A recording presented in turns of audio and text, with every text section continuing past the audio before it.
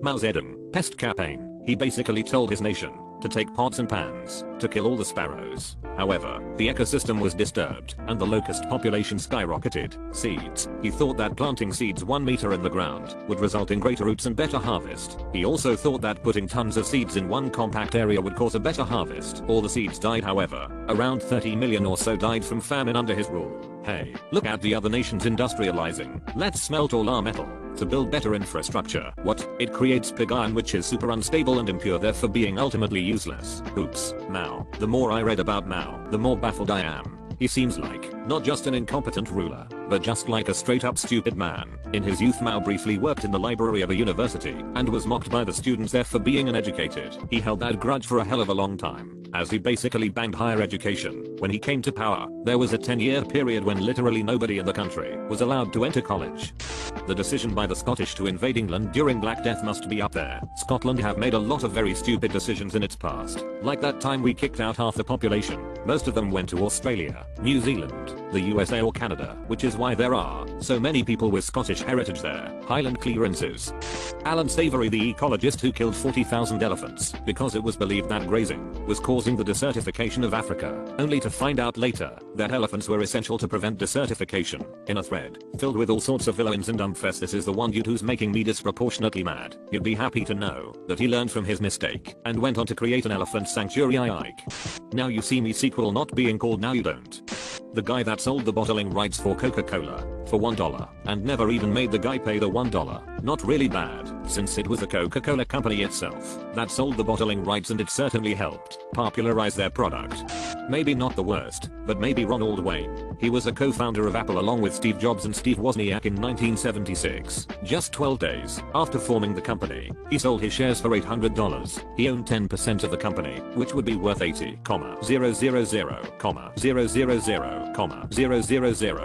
billion. Today. Source. Don't know how accurate this is, but the story still stands. Regardless of the exact numbers, it's accurate enough. He held a large enough stake in Apple that would have rendered him one of the richest guys ever. He sold it for so little. In a later interview he stated that he doesn't let the decision haunt him, given what he knew at the time. I think that's the only perspective one could take without going insane. That's what I tell myself about not buying a house in 2012/2013. But it still makes me want to cry sometimes.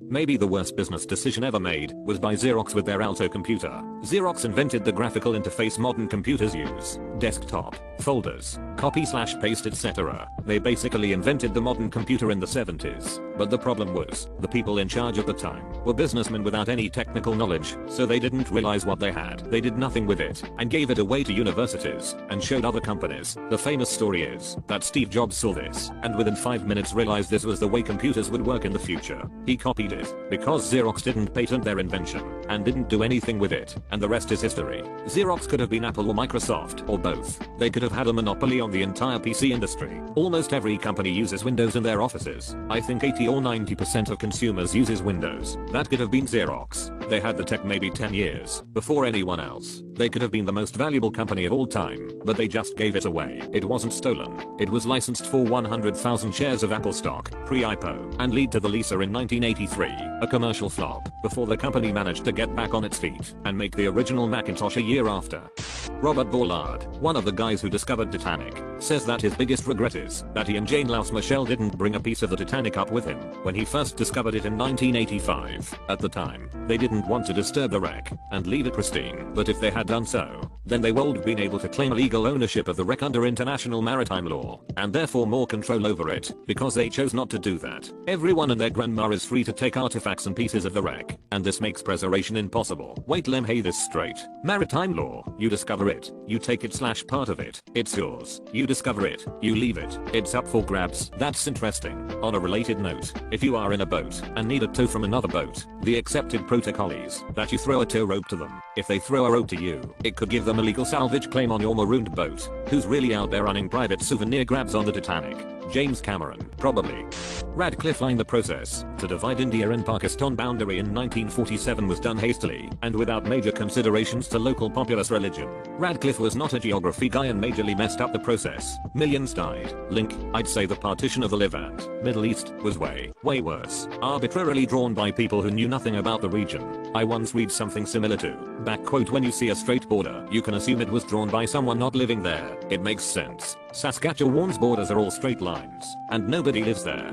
Well, the decision of Inurchak, the governor of the Khwarezmian city of Otara, to attack Genghis Khan's trade caravan was pretty bad. Khan was famous as a ruthless warlord, not the sort of guy you want to piss off, but maybe they could have got away with it. Genghis sent 3 ambassadors to negotiate a settlement, which is when Muhammad II, the Shah of Khorasan, made the really bad decision to kill one of these ambassadors and send the other 2 back without their beards as a sign of humiliation. Genghis Khan was so enraged he assembled an army and destroyed the Khwarezmian Empire, wiped out every town they had. He even rerouted a river to wipe out the village where the Shah was born, wiping it off the map. By 1120 there wasn't much of anything left, so both Inurchak or Muhammad II of Khorasan qualify. Take your pick. I gotta mention this every time it comes up. The Mongols fed the Middle East so hard, it still hasn't recovered. They filled in irrigation ditches that had existed for thousands of years. They set back the agricultural development of the region back a long time, and many of those areas never recovered to pre-Mongol levels, plus all the people they killed, and books and scrolls they destroyed. The rivers were said to run red with blood and black with ink. Yeah, the invasion of the Mongols is often used as the single event that ended the Islamic Golden Era that had been going on for centuries. Mongols pretty much killed anyone who decided to kill ambassadors. Same logic is used nowadays with diplomatic immunity. If you do anything to an official from another country,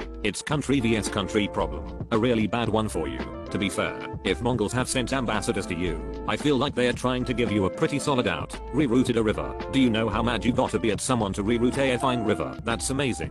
My nuts are twisted. Cyrus on his way to Babylon came to the banks of the Jins, a stream which, rising in the Mycenaean mountains, runs through the country of the Dardanians, and empties itself into the river Tigris. The Tigris, after receiving the Jins, flows on by the city of Opis, and discharges its waters into the Erythraean Sea. When Cyrus reached this stream, which could only be passed in boats, one of the sacred white horses accompanying his march, full of spirit and high mettle, walked into the water and tried to cross by himself, but the current seized him, swept him along with it, and drowned him in its depths. Cyrus, enraged at the insolence of the river, threatened so to break its strength that in future even women should cross it easily without wetting their knees. Accordingly, he put off for a time his attack on Babylon, and, dividing his army into 2 parts, he marked out by ropes 180 trenches on each side of the Jins, leading off from it in all directions, and setting his army to dig, some on one side of the river, some on the other. He accomplished his threat by the aid of so great a number of hands, but not without losing thereby the whole summer season. Having, however, thus wreaked his vengeance on the Jins, by dispersing it through 360 channels, Cyrus, with the first approach of the ensuing spring, marched forward against Babylon. Herodotus, the Histories, 1.1891.190. Oh, he was mad alright. The Mongols seized Otara, which must have been particularly satisfying for Genghis Khan, given it was the same city that Inurchak governed. In a brutal conquest, Genghis Khan had most of the civilians either massacred or enslaved, and he executed Inurchak by pouring molten silver into his eyes and ears. Real Game of Thrones stuff. Not the worst in the world, but apparently my family owned a little town west of Kent, UK. My great-great-great-grandfather got plastered one night and gambled it all away. Hey, let's create a coffee machine that uses a single-use plastic cup for every cup of coffee or tea. How bad can the trash from that really be? I actually read that the creator of the K-Cup, John Sylvan, regrets inventing the pod system. How about the guy who bought 20,000 Albanian slaves, brought them to Cairo, trained them to be the greatest warriors of their time, and then got overthrown by said slave warriors because they were so well trained? Wait, what? How in the hell? I never heard about this, and I'm Albanian lol. Not all Mamluks were Albanian. Op is wrong. Mostly Circassians and Turks, but Muhammad Ali, the founder of modern Egypt, was Albanian, unsullied. Warning. Task failed successfully. Alcibiades was considered a traitor in Athens for leading his men to death, a traitor in Sparta because he got the queen to cheat on the king with him, and a traitor in Persia after including them in a war. Yeah, but he got away with it and had fun, and in the end that's all that really matters. Maybe the real worst single decision in history ever made by a person was the friends we made along the way. Kaiser Wilhelm II firing Otto von Bismarck. Bismarck had a plan. He always has a plan. But not when an incompetent Kaiser boots him out of his means of putting his plans into action. Bismarck had everything set up perfectly, but Wilhelm II decided to F up everything he had set up, and got into WWI for it. Seriously, people constantly bring up the assassination of Ferdinand, but this was such a bad move it should completely overshadow the powder keg of Ferdinand's death. Wilhelm II had no idea what he was getting himself into, and firing the very man responsible for Germany's rise to international power was a hell of a way to kick things off. What a chode. Bismarck told Wilhelm what works out to, hey, idiot, you'll lose all that you hold in 20 years. Bismarck also predicted World War I being started by some damned fool thing in the Balkans.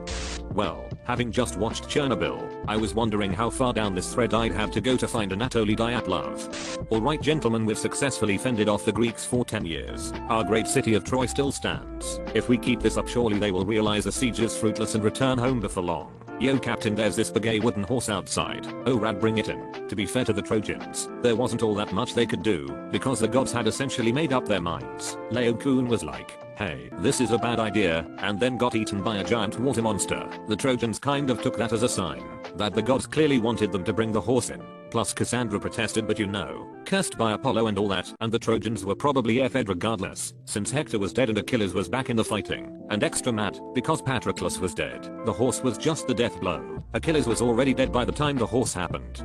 The Donner Party of 90 pioneers choosing to take a shortcut when heading west from Illinois to California in 1846. Said shortcut led to them getting trapped in the Sierra Nevada mountains and resorting to cannibalism. This error was compounded by an even more foolish decision. The Donner Party shot at Native Americans trying to bring them a deer to eat after the Native Americans saw the party starving to death. The Donner Party stupidity chose to take a shortcut that was sold to them by a conman over the strenuous objections of serious and thoughtful pioneer guides. History repeats itself. Yuppie tricked them into blazing the trail, and by blazing the trail, I mean spending 2 weeks to move a few miles, because you have to cut down every tree in your way. Captain Donner's wife tried to speak up about how they shouldn't trust a shortcut from a man they had never met, and that they should take the tried and true path instead. No one listened. Donner, party of 8, your table is ready. Actually it's 4, and we are not hungry thanks. Everybody's eaten. And that's when the cannibalism started.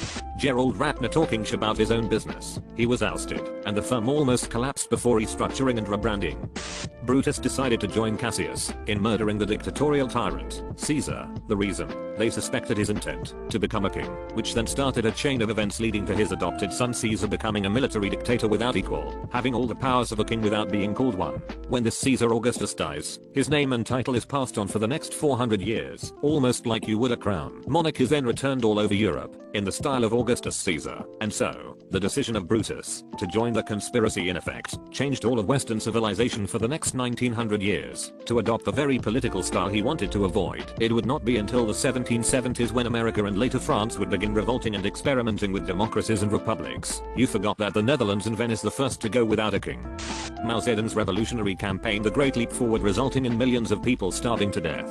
How did they not realize moving all the people who grow the food into factories would result in famine? Interestingly, one of the other contributing factors was the state encouraging people to kill sparrows. Sparrows were regarded as a pest, and it was thought that they were eating the seeds of crops. Thus farmers were encouraged to kill them. In actual fact, sparrows ate insects and helped keep the insect population down. Without the sparrows, the insects were left unchecked and allowed to feast on the crops, ruining them. Mao had just purged just about anyone with the slightest ties to the Kuomintang, which were the only people with actual experience in governing, and thanks to the purges, nobody even dared to speak up against Mao's plans. He was basically playing God. I'm sure there were plenty of people who realized this. They simply had no means to change course. In essence, it's simply dude was a crazy dictator. Mao's great leap down the staircase. 1 leap forward, 2 leaps back.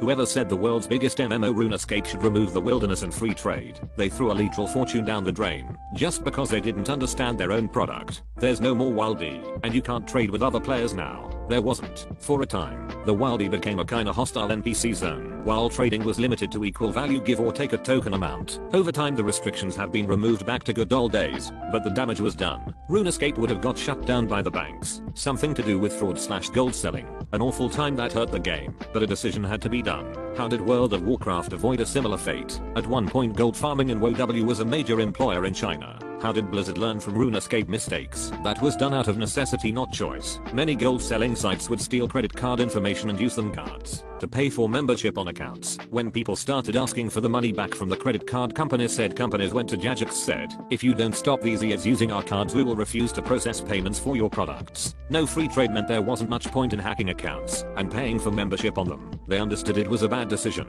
but they had little choice at the time. It was a quick fix to stop gold farmers. Real world traders dead, as the mass use of stolen credit card info that was being used for membership was putting major heat on the company from the CC companies. Let's invade Russia must somewhere up the list, twice, except for Genghis Khan. He came from the east. Cheetah, we are the exception. Going up against a Sicilian when death is on the line. Nokia, yes sir, this phone will kill you boys. Developed first smartphone way before Apple, but did not believe them to be the future. They just continue developing the old style phones.